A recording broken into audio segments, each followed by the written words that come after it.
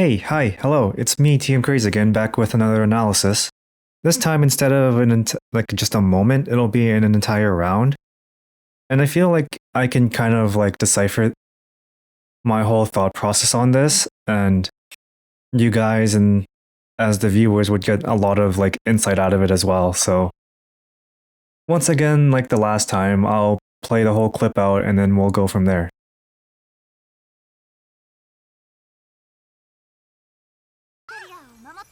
Also, sorry, I forgot to turn the audio on.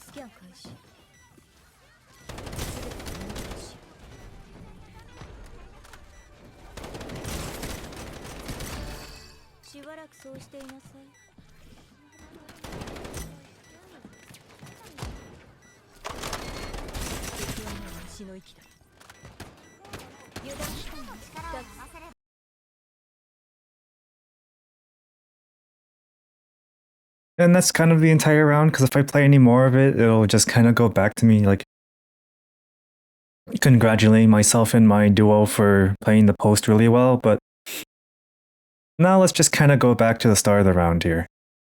Just to double check how I, do things.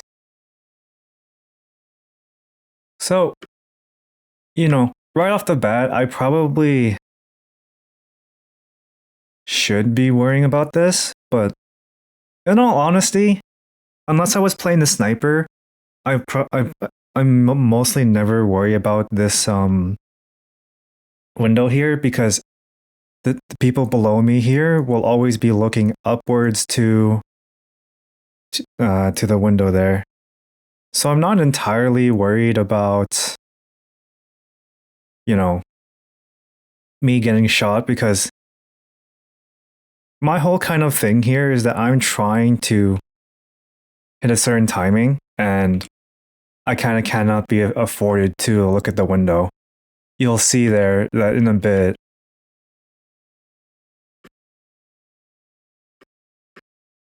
That eventually the fuchsia will show up on the window here. But that was before I threw the knife. And now, speaking of the knife, let's go talk about, what does that specific knife do? And like, why do I always, like, if you've ever come to my streams, why do I always throw this knife whenever I go be here? Right here. So what this knife will do is that I know it's kind of blurry from the stream because this is taken directly from the stream, not locally recorded, unfortunately. But what this will do here is that this will cover like around like this area of the catwalk. It'll cover the stairs, and then it'll also cover like most of B main here where I'm coming in from.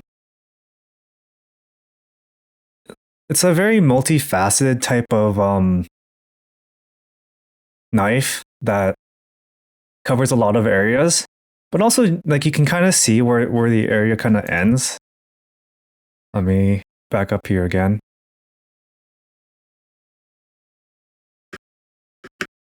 You can see there that this is where the knife kind of ends, like around here. So like it mainly covers the corner, but if anybody was actually in B main, then I wouldn't know. So that's why, like, I should have my gun up, but again, I'm trying to hit a specific timing here. So what I'm just going to do, I'm just going to assume that the people behind me are going to have their guns up. I'm going to throw a smoke so that we can get out of B main easier, and I'm just gonna throw a secondary knife here, just kind of willy-nilly to catch the what is it? Oh, nope. To catch like this corner here, and then more of the stairs if anybody was actually at the stairs here. And also because I don't have the bomb, because normally if I had the bomb, I would actually just go straight for plant right now, like planting at site here. But since I don't, and since I know that nobody's gonna want to be here at the ramp here, because A, they got scanned, and then B, like, my teammates already had actually kind of pushed out the fuchsia, I am allowed to just kind of walk up the ramp and then start like either helping out the CL in mid here, fight the fuchsia, or which you'll kind of see come up here, is that I'm going to fight the Nobu who's going to throw down his ult and, you know, basically make it worthless because he has to TP out.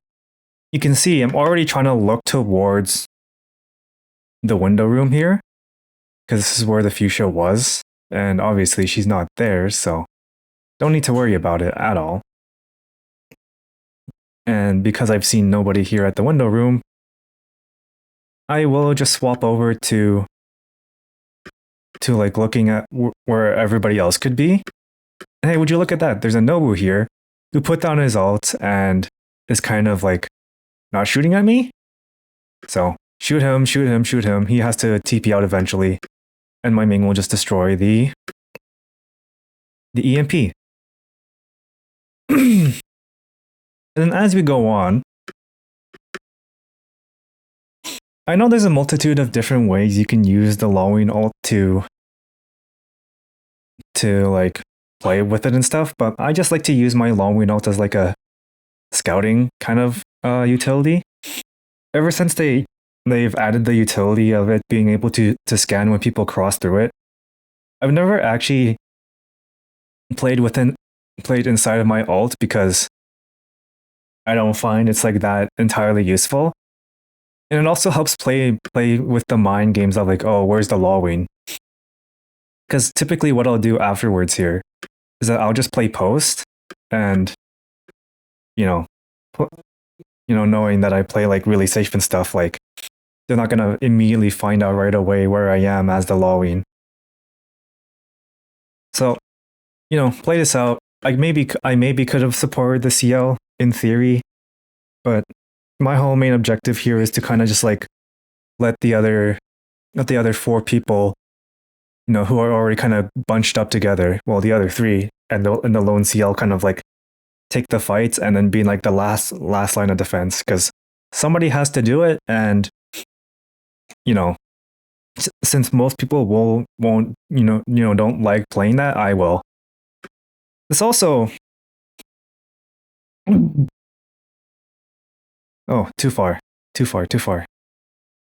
This is also kind of a preventative measure as well, because while I could have thrown the knife to get the info, what I'm trying to catch here, oh, again, brought up my screenshot software. What I'm trying to catch here is a fast flank from somebody like over here, trying to come down and then come here and make a, what is it, forward push. And so I'll just kind of hold this for a little bit, see if anybody does do that. Clearly they don't, so after a few seconds, I can see on the mini map where they're going to head towards. Like they're all looking towards B site here, so I don't need to worry about them coming into B main, but stick around, see and make sure if they're actually kind of trying to push, and slowly inch my way forwards back towards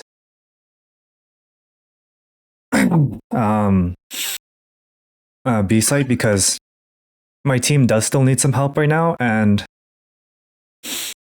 like you don't want to bait your teammates and stuff.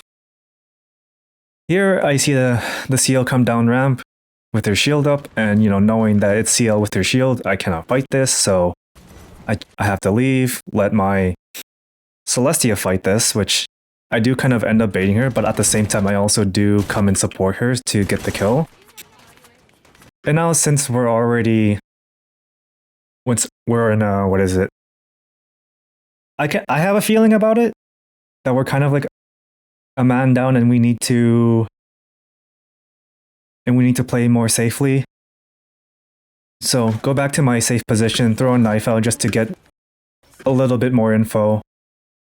And that's enough already as is to kind of get most of the enemies and where they are. So try and support my Ming, try and support my Celestia. Get a majority of the damage onto Fuchsia there. Come back. See the Bimo pushing.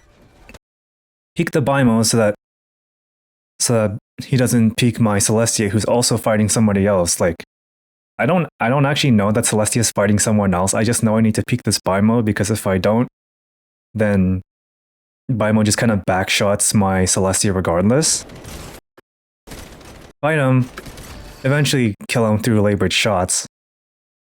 And now that I've killed Bimo, and he's most likely pinging me, there is no point.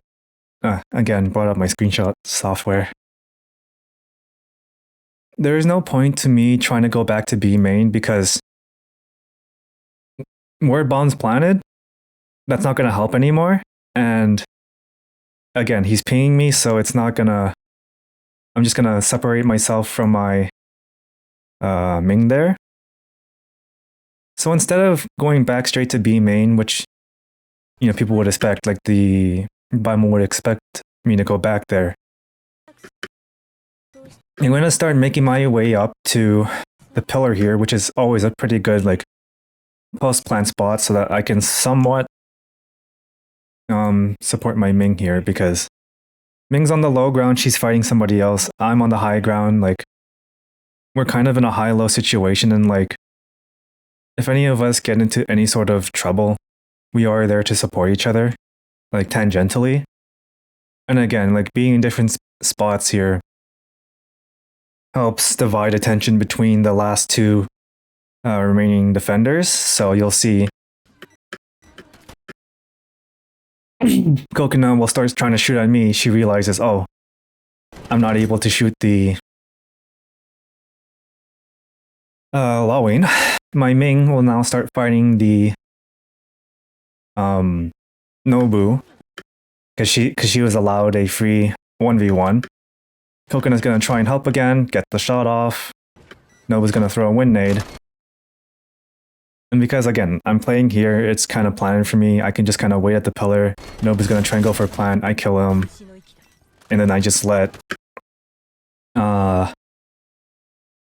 my Ming fight the Coconut below, because even if Ming loses that fight to the Coconut has to make her way back up to me to kill me.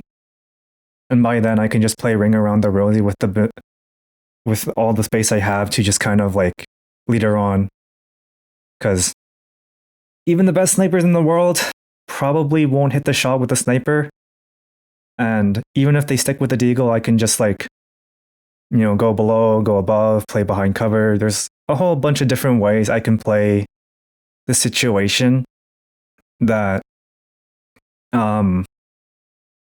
it's basically guaranteed like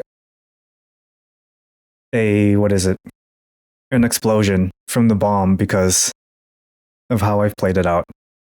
Okay, so maybe the analysis is actually kind of shorter compared to the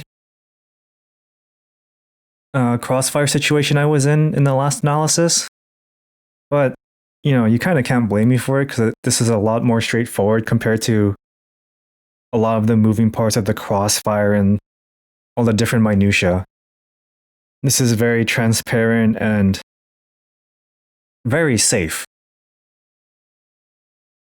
Right? Like, to a degree, you need to play somewhat like aggressively, but also to a degree, you need to play somewhat passively. So striking that balance is kind of difficult, but I feel like I've broken it down pretty well, and I've presented how I play these types of situations out like thoroughly enough. Again, if it's like lacking or if it's kind of too obtuse, I do have a friend of mine that can help paraphrase, and I am always free for questioning in my Discord to get some clarification, or even in the comments below in the YouTube video. I am always free to question, and I'll try and answer them as best as I can. Anyway, that's just another kind of situation I wanted to talk about here.